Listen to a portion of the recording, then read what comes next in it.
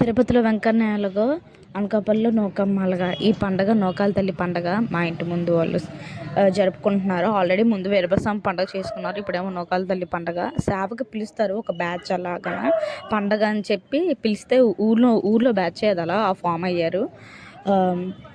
ఒక 9 o'clock వస్తారు. కానీ 10:30 అయింది. ఈ పండగ అంటే అంత బే స్టార్ట్ అవ్వడం అవ్వదు కదండి. ఎందుకంటే చాలా పనులు ఉంటాయి కాబట్టి చాలా లేట్గానే స్టార్ట్ అయింది.